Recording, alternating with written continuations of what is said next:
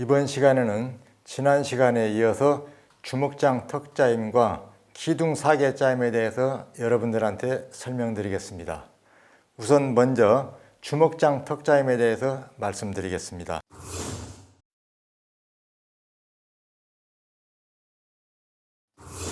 주먹장 턱자임이란 어떤 판재와 판재 사이를 주먹장으로 해서 맞춰 들어가는 짜임이라고 말씀드리고 싶습니다. 이런 힘의 균형은 일반적으로 맞춤으로 해서 판재를 끼우나 이 힘의 균형을 잡기 위해서 주먹장을 만들었습니다. 이 주먹장의 힘이라는 것은 엄청난 힘이 되겠죠. 왜 그러냐 하면은 그 자체가 전체적으로 주먹장으로 밀어 끼기 때문에 이런 힘은 절대 빠질 수가 없다라고 볼 수 있습니다. 이 주먹장의 각도는 여러분들이 알아서 판단하시는 게 좋거니와 보편적으로 우리가 표준을 잡는다면 약 60도에서 65도의 각도를 잡고 있습니다. 실질적으로 각도가 너무나 세다 할 경우는 힘의 균형을 받기가 어렵습니다. 그래서 적절한 각도는 여러분들이 잘 생각하셔서 정하는 것도 좋다라고 생각합니다.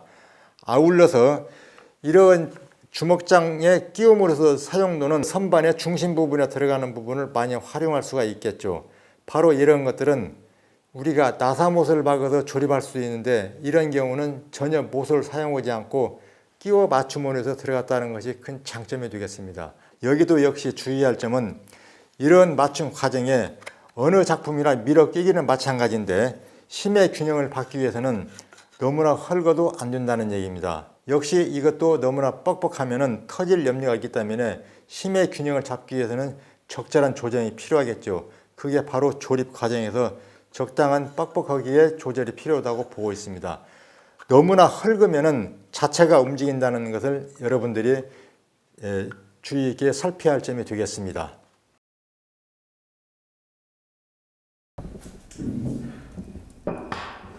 부재를 대패질 하는 과정입니다. 부재의 치수를 확인한 뒤 그 무게로 원하는 치수를 잽니다.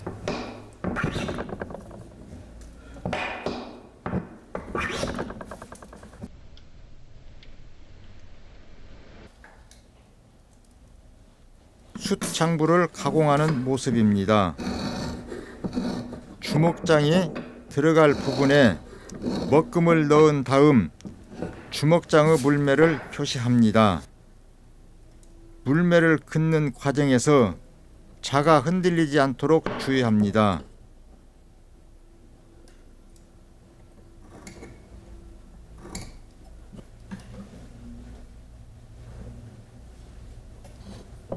암장부의 먹금을 넣는 과정으로 암장부가 들어갈 곳을 결정합니다.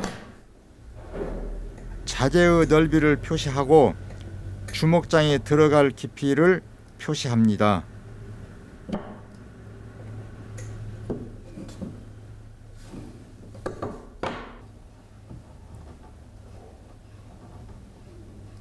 암장부에도 주먹장의 물매에 먹금을 넣습니다. 물매를 표시하고 가공할 부분을 직각자를 이용해 먹금을 완성합니다.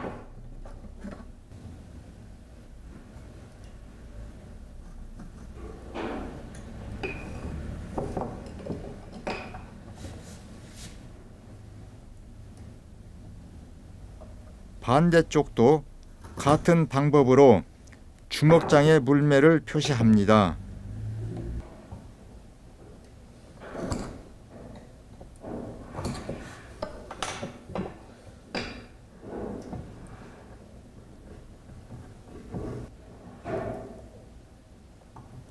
가공될 부분을 연필로 표시합니다. 숯장부도 마찬가지로 가공할 부분을 표시합니다.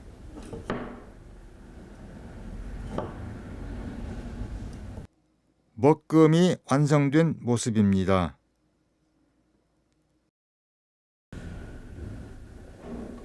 숯장부부터 가공을 시작합니다. 톱으로 주먹장 부분을 먼저 톱질하고 나머지 물매 부분은 끌로 밀어서 가공합니다. 가공할 때는 평끌을 사용하기보다는 끓의 양 옆에도 날이 서 있는 끌을 사용하는 것이 좋습니다.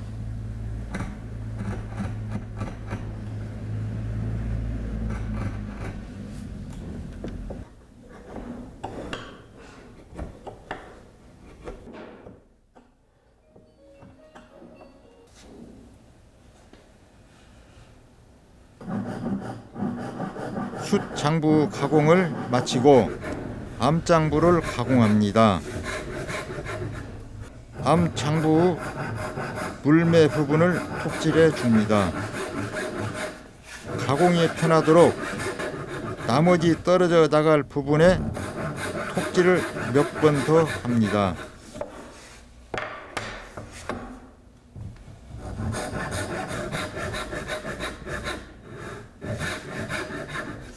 톱을 다 넣은 다음에 끌로 찍어서 가공 부분을 작업합니다. 톱질을 미리 해 두어서 가공이 쉽습니다.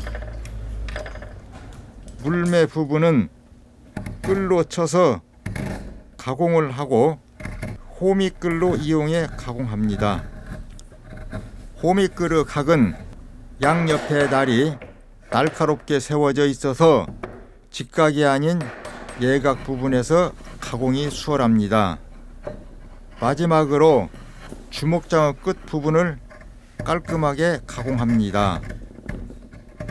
이렇게 하여 주먹장 반턱자임이 완성됩니다.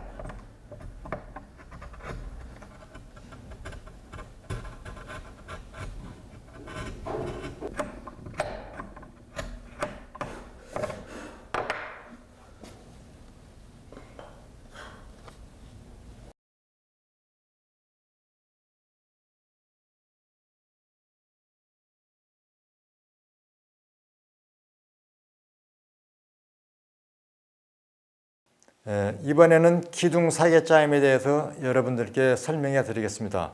우선 기둥 사계짜임은 내부가 상당히 복잡하다고 생각하시면 되겠습니다.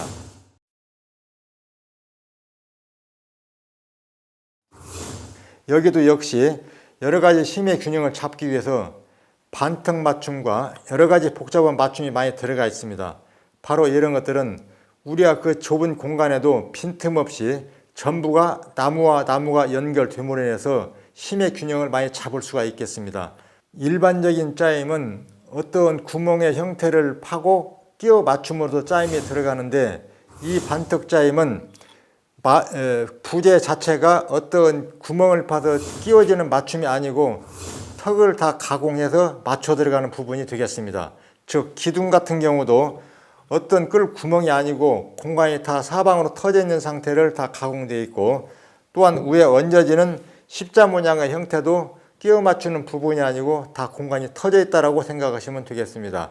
바로 이런 맞춤들을 여러분들이 어느 작품을 하시든 간에 많이 응용하면 그야말로 좋은 작품이 많이 나온다고 볼 수 있겠습니다.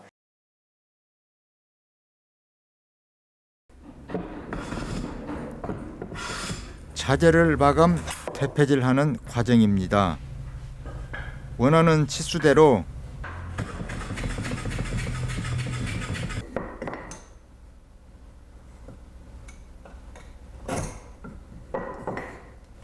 같은 치수대로 자르기 위해 두 개의 자재에 한꺼번에 먹금을 넣습니다.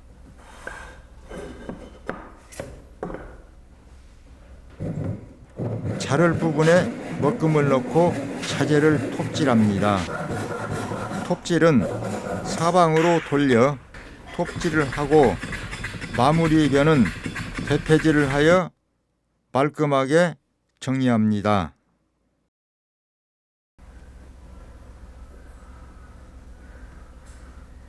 암장부, 즉 기둥 부분에 먹금을 넣습니다. 사계짜임의 특성상 기둥 단면의 부분은 십자가 모양으로 가공이 되기 때문에 자재의 중심 부분에만 먹금을 넣습니다.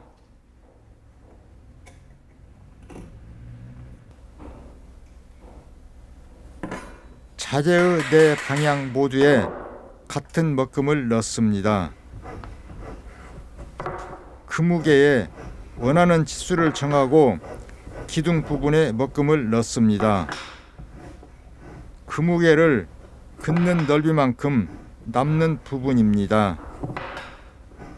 네 방향에 먹금을 넣고 단면에도 먹금을 넣습니다. 그 무게로 먹금을 넣은 다음에 미흡한 부분은 다시 한번 먹금을 확인합니다. 암창부 먹금이 다 넣어진 모습으로 가공할 부분에 표시를 합니다.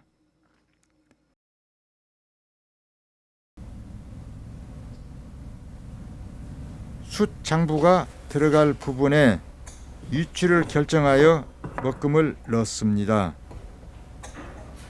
두 개의 같은 먹금이 들어가기 때문에 한꺼번에 두 개의 자재에 먹금을 넣습니다. 하나의 기준선을 긋고 다른 자재를 올려 두께를 표시합니다. 두 개의 같은 부재에 먹금을 따로 넣는 것보다는 한 번에 넣는 것이 수월하기 때문에 보통 두 개의 부재에 같이 먹금을 넣습니다.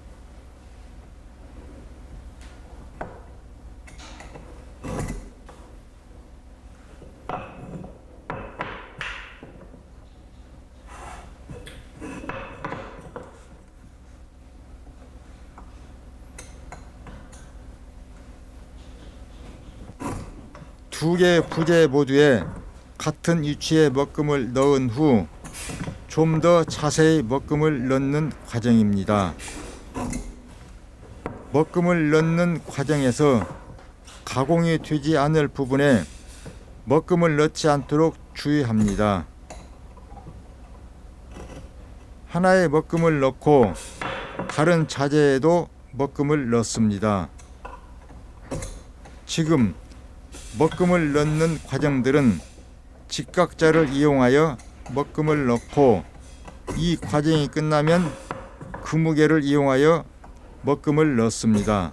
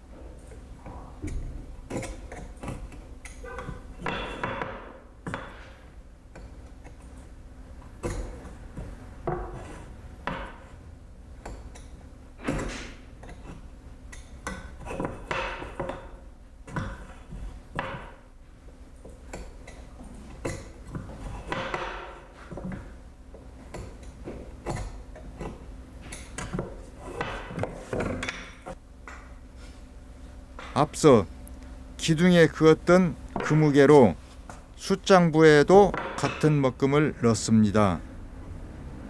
이때 한번 맞춰 놓은 그 무게가 틀어지지 않도록 주의하고 맞춰 놓은 그 무게가 풀리는 일이 없도록 합니다.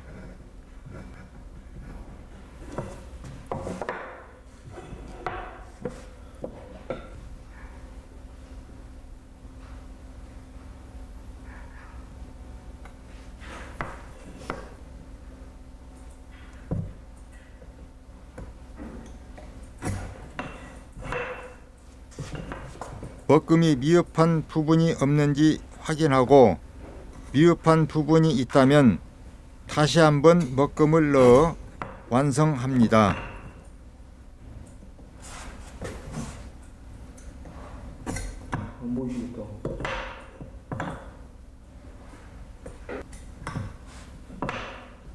숯 장부의 반턱이 될 부분에 먹금을 넣는 모습입니다. 같은 먹금을 그어야 한다면 미리 넣어진 먹금을 옮겨 그립니다.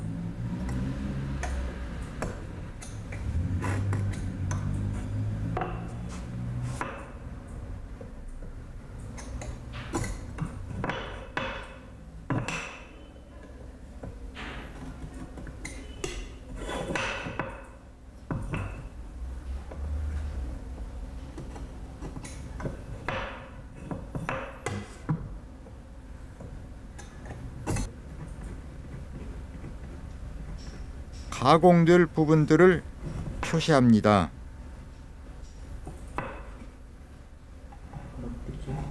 모양이 복잡한 맞춤일수록 가공 부분이 복잡하니 실수하지 않도록 정확히 표시합니다.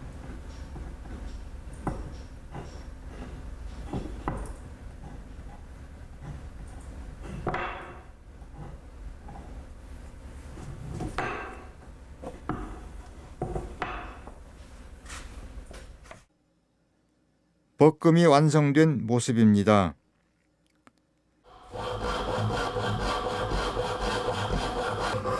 기둥부터 가공을 시작합니다. 일단 톱질을 하여 사계 부분이 들어갈 부분을 가공합니다. 톱질이 끝나면 끌과 방치를 가지고 톱질을 한 가공 부분을 제거합니다. 내 방향을 돌아가며 가공 부분을 제거하고 가운데 남은 부분도 제거합니다. 1mm 정도의 여유를 두어 나머지 부분은 끌로 가공합니다. 바닥 부분의 장부를 가공하는 모습으로 톱질을 합니다. 떨어져 나갈 부분에 가공을 용이하게 하기 위해 톱질을 한 번 더 합니다.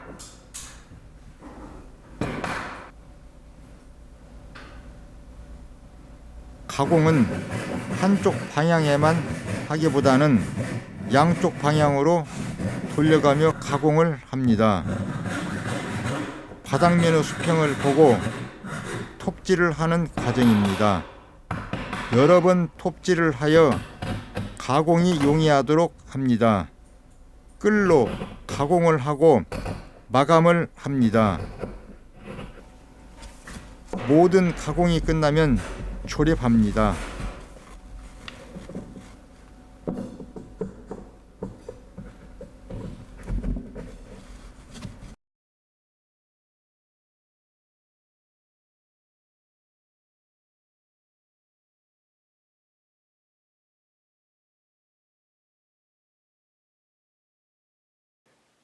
주먹장 턱자임은 앞이 보이기 때문에 앞이 안 보이게 하는 방법은 이와 같이 주먹장 가공을 한 부분은 앞쪽에서 1cm를 따면 됩니다.